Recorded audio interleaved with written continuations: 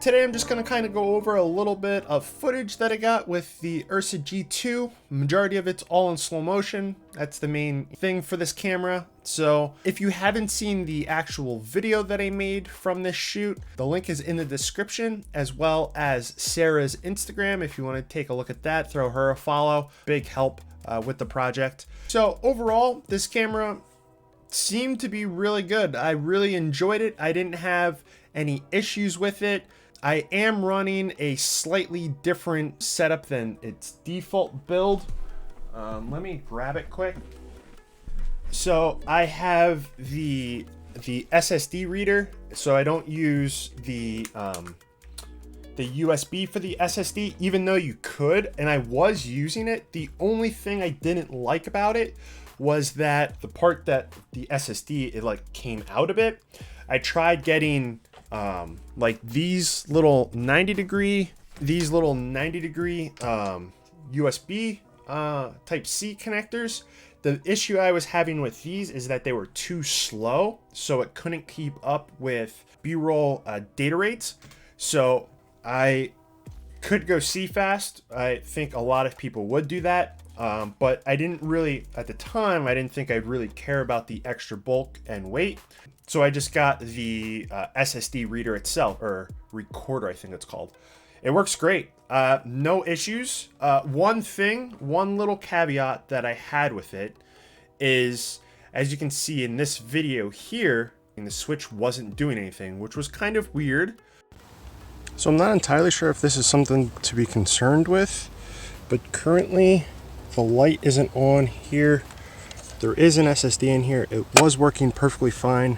I've been turning it on and off with it working perfectly fine. Obviously, I don't think you can see that, but it says that there's no card in here.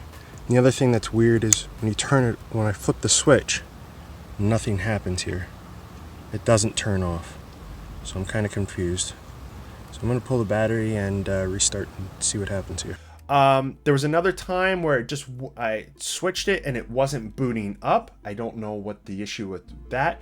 Both times just had to remove the battery and then it booted up and it was perfectly fine. The only other thing that I can say is a caveat with this. It might not be true, but I think that this card reader does something additional with boot up. Because boot up is just like a second or two longer, it seems, than if it wasn't connected and I just used the SSD in the USB type C. I could be completely wrong there.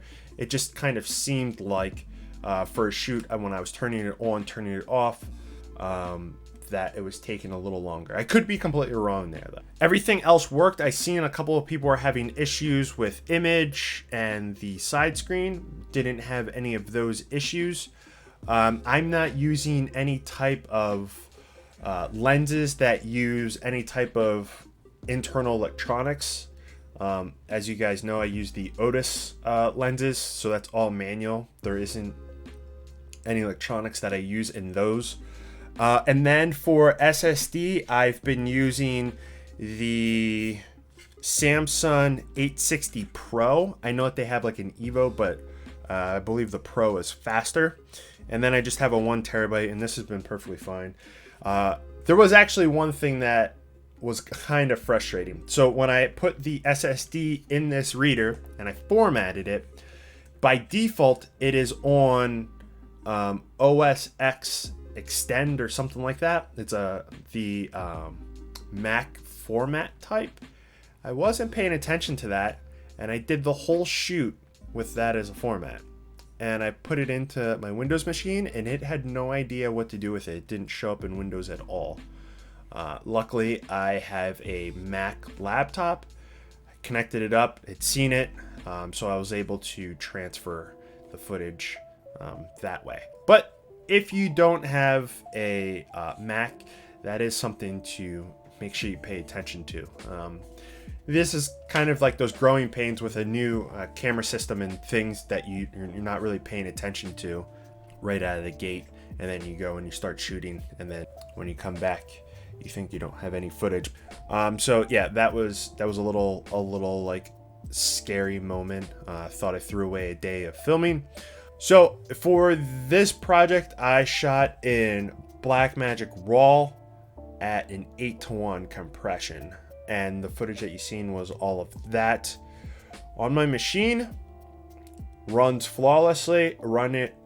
Was running it in the paid version and the free version, because on my Mac I still have the free version, and this footage is clean. It's quick. Like, I know a lot of people have issues, and they contact me a lot about like 8.264 and how it's like really chugging. In a couple of weeks from now or so, I'm going to go out and just shoot some stock and then just have that on my website so you guys can download it and just see the difference. Maybe that would make you guys interested in the Pocket camera, the Pocket Cinema cameras. The newest one, the 4K one, shoots in the BRAW, so you know. But then if you got the camera, you would get the studio version, so that doesn't make much. So yeah, let's dive in a little bit to this footage itself. So I have this set up like I set up any of these kind of like run and gun shoots where I'm just there filming, and we just go to a different location, just film a little bit there, go to a different location, film a little bit there. And what I'll end up doing is each card will get its own timeline, and then I make another timeline. I did make a video on multiple timelines, how all the timelines work and stuff like that. But what I do is I do my timelines, and then I'll just play through the timeline, and each piece that I want to use, I just drag it down onto my main timeline, and then I assemble my main timeline. So as we start to go through these, the majority of these shots were super clean. It was just a light adjustments. So let's go over, and if I disable, let me we'll bypass the whole grade. That's what we got going out of the camera. Let me actually turn off the audio. So that's the grade that we have going out of the camera, then add my grade on there. So let's take a look at this actual grade itself. So what I end up doing is I get some music in and I start editing these things, and normally they're small projects, so once I edit them one time, I normally won't go back to them again. So I'm not really concerned with making sure I title each thing, but anyways, we'll go through and we'll just disable everything and then just start from the beginning. So the first one, as you can see here, I just brought up and then pulled down a little bit for the hair. And then I also added in a bit of saturation, as you can see here, and a little bit of contrast. So that's the first one that we got going there. Then the next node, we'll bring that on. Whoops, I skipped one. Come on. So then the next node, we're just adding it, making it a little more punchy. And as you can see here, we just use the color boost to do that, just make it a little more punchy. And I also played around a little bit with taking out a little bit of the blue, adding in a slight bit of red into there. As we get further into here, we're adding in a little bit more warmth, and we're trying to get some of this blue out of her hair and get it back to black. One thing that I did notice, let's try to loop this, is the hair was getting a little blue, and there was a little bit of like noise going on in the hair. You might be able to see it a little bit up here if I zoom in. You can see a little bit of noise up here. So all I did is I just removed some of that and got it out of there, so we don't really see it.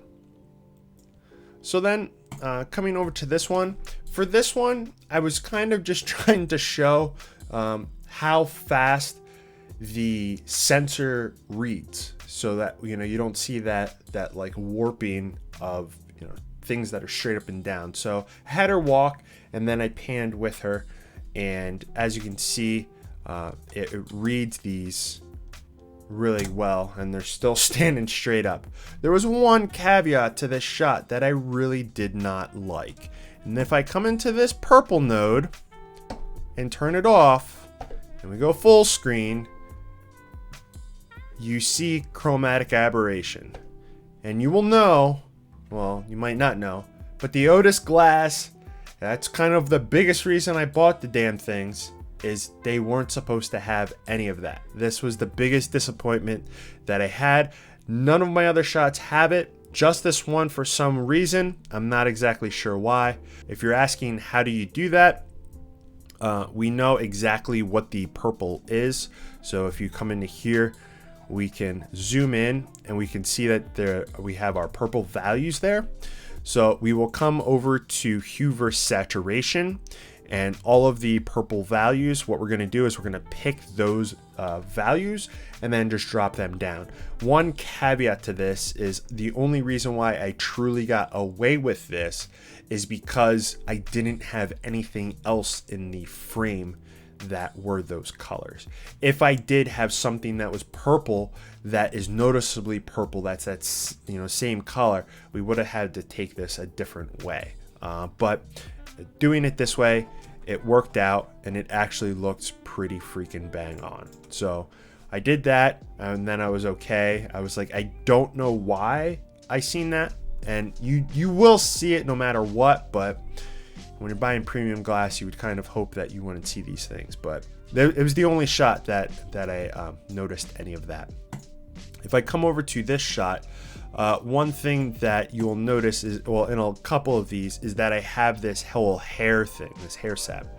And that was just this weird like blue that black hair had.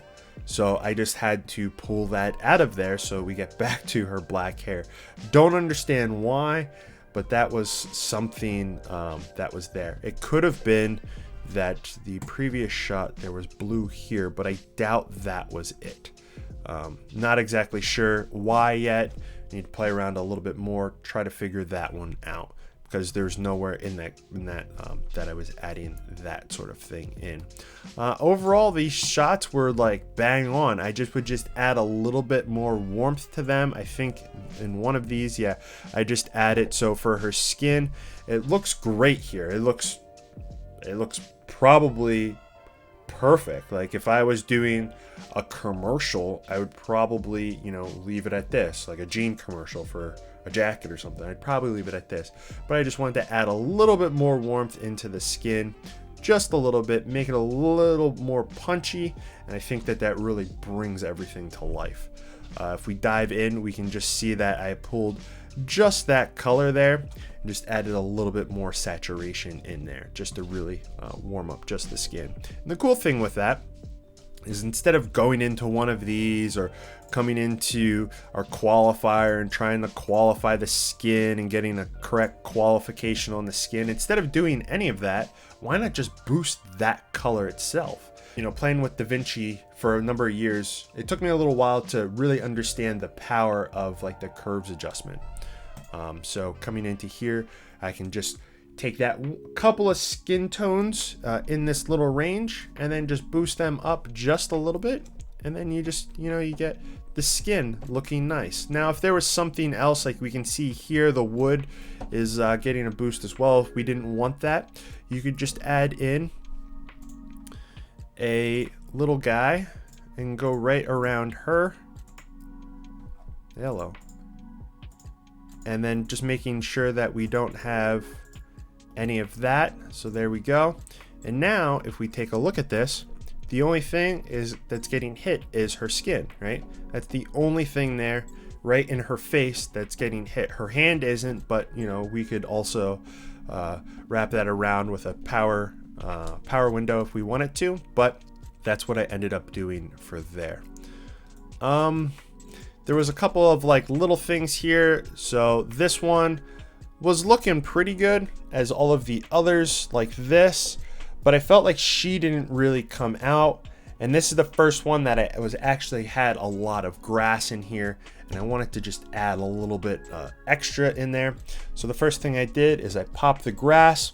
Same thing, coming in here, Grass isn't always green. As you can see here, it's right in between yellow and green. So having to pick it, because you could just click green and increase green, but that's not always where the color falls. So being able to pick it, and then you can bring it up, as long as it's not affecting a lot of other elements in your shot, it's an easy way to bring that up just a little bit. So that's where our green was. We bring a little bit of green in here now. You don't want to overdo things. You just do it a little bit. Take a look at it, jump to another shot, work on that one, come back, say, is this too green? You know, are we getting like highlighter green, or it doesn't look good? And then this shot looks perfectly fine, right? And this was like the second or third pass that I was like, okay, this looks good. But she's not really popping a lot. We're getting, you know, pretty, you know, even amounts of light throughout everything. So all I did is I just boosted up her color just a little bit, so that she kind of punches out a little bit. And as you can see, way in the background up in here, a little bit of that is being affected, but I didn't deem that it was, you know, a big issue. And going through these kind of quick, some of those things you can leave out. If you want to, you can mask them out so that they don't get affected. 9 times out of 10, people won't really notice it. But you can do like a couple of these little things to really bring, you know, an image to light. One of the other things that you can do too is you can go to any shot and you can right click it, grab still. You might ask, well, what do you do with that? Like, what's the point of that? Well, now over here I have that still, right? And I can click this button, and then I can see the two images. And now you can do it a ton of different ways. You can flip it like this. You can do this weird thing where they like go in and out. I've never used it.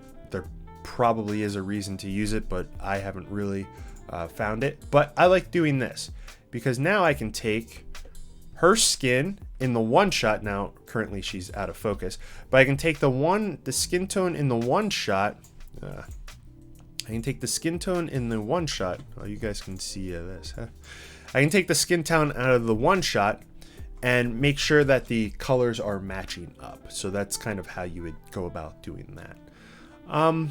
What are some other things that I did? Here's the hero shot that I really liked. Let's turn that off. Just because I've got everything I really liked. Her eyes were in sharp focus. Her hair was good.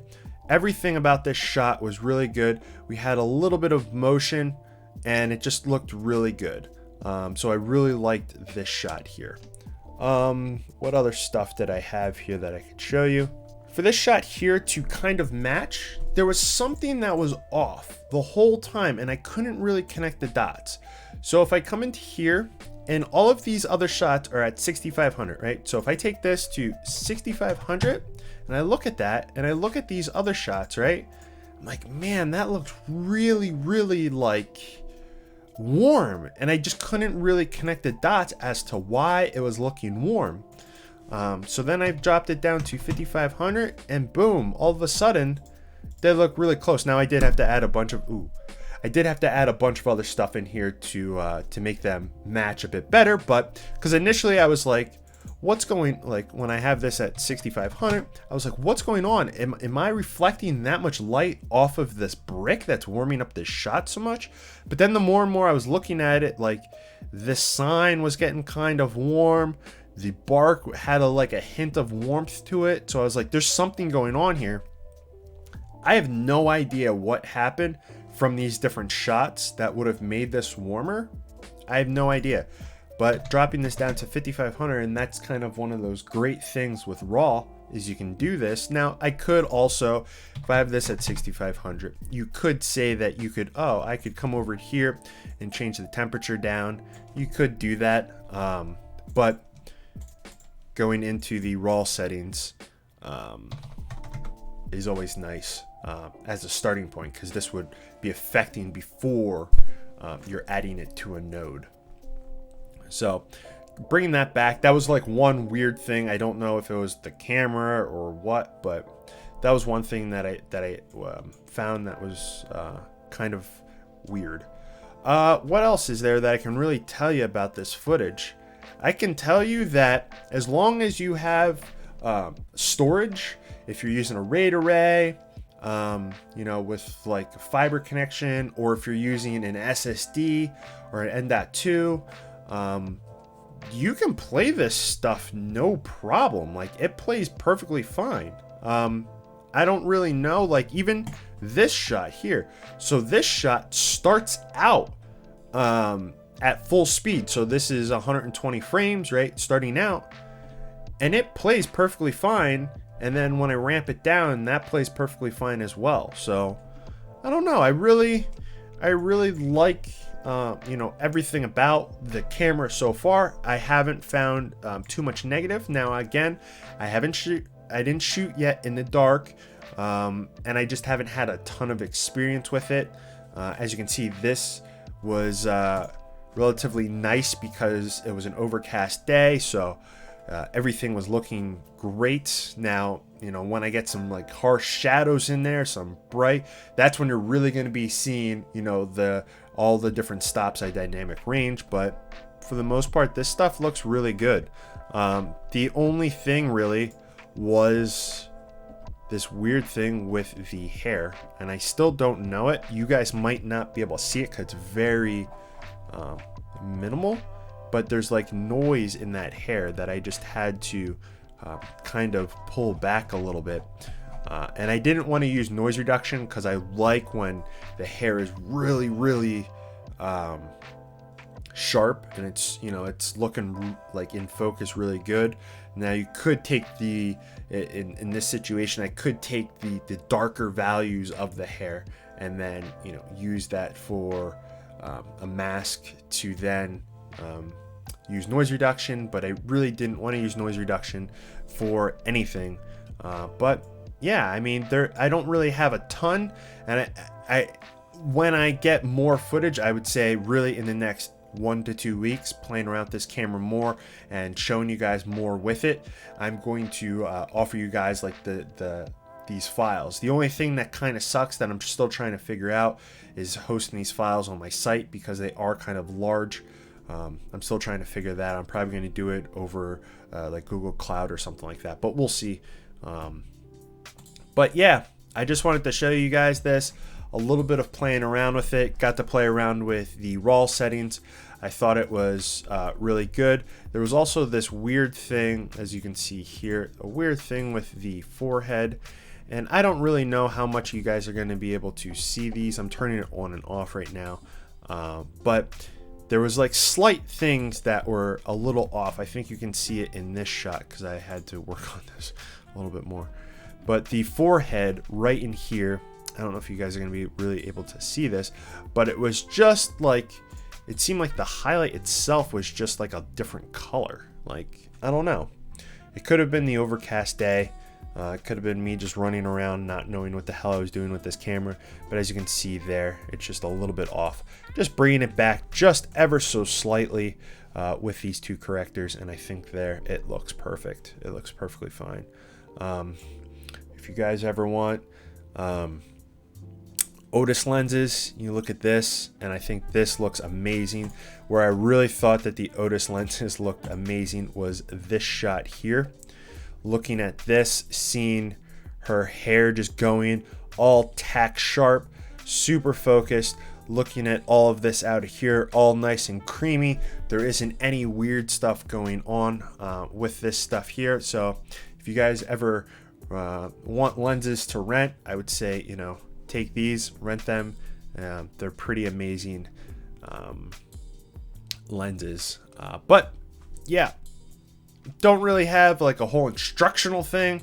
What I should have done, and maybe I'll do it for the next project, is record while I'm color grading so you guys can hear like my mindset with the color grading, what's working, what isn't working, what I'm changing, why I'm doing one thing over another thing, and just kind of my process. Because as you can see here, most people might yell at me, but I don't really name things or put labels on things. I just kind of work, and as I go, I'm just going instead of stopping and typing and writing. Where if I was working on a project where I might have multiple people or people coming back to view it, looking at this, you're like, okay, what the hell does this do? You got to turn it on and off like 12 times to figure it out. But yeah, I don't know. Anyways, with that being said, I think that I'm going to wrap it up on that one. Like I said, in the description, I have links to the main video. You can take a look at that, as well as go over to Instagram and say hi to her. But with that being said, my name's JR, and thanks for watching.